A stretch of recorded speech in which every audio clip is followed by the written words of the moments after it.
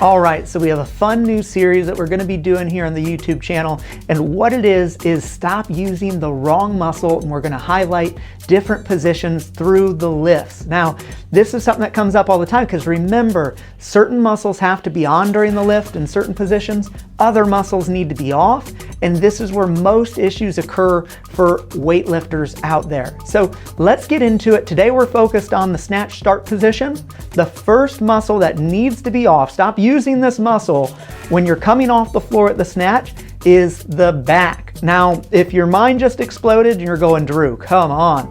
Like, I thought we're supposed to have a strong back. We need to have a strong back. What are you talking about?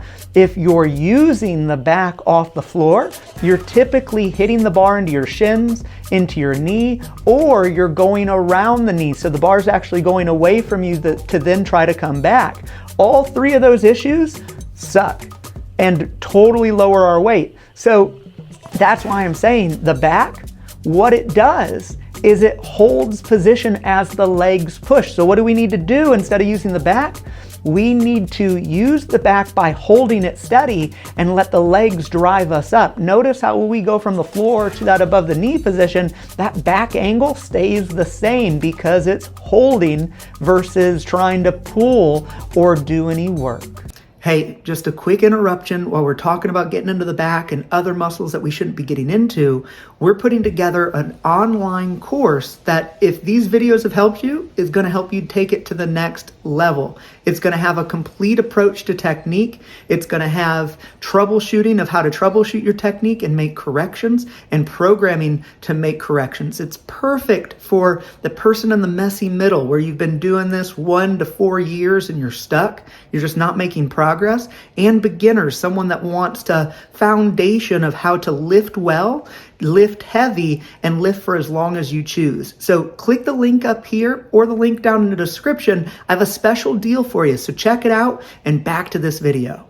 The second muscle that needs to be off in the snatch start position are the arms. So think of the arms as staying nice and long. Typically off the floor, when this is going wrong, we get way too much tension in the arms. The hook grip helps with this. That's why we use the hook grip. Make sure you have a good hook grip. It allows you to relax your arm as much as possible off the floor so you can have nice long arms. Remember, if there's so much tension and tightness in your arm, if the arm's contracting off the floor, a contracted muscle cannot contract again. So when you reach the hip at the end of the second pull, your arm's already contracted. It's not going to be able to help that explosion and that third pull off the hip. They all work together. So for the love of God, off the floor, let the arms be long and stop using them.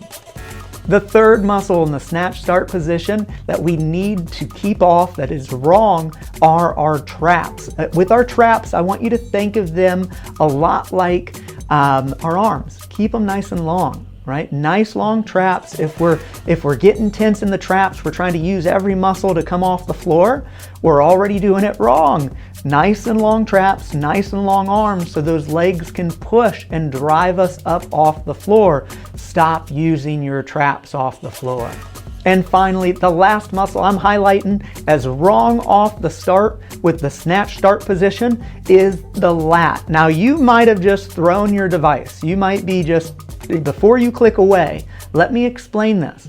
A lot of athletes want to tighten their lat in the start position by pulling the bar hard into them. Already you're messing with the bar path. The lat does have a job, and it's not to pull in, it's to prevent the bar from swinging away. So our lat is engaged, our lat is on to keep the bar from swinging away versus pulling it in. So if you're getting set and tightening your lat in such a way that you're pulling the bar into your shin, pulling the bar into you as you're coming off the floor, you are creating friction in the movement. You're pulling the bar off its bar path. Stop using the lat in that way. Start using it to keep the bar from swinging away. Now, here's the thing. All of these things I've mentioned, when we work with athletes, It comes down to observation. What do we see happening? Discussion. What does the athlete believe they need to do? And there's the opportunity for you, the athlete, to unlearn the lesson that you picked up from somewhere, whether coached it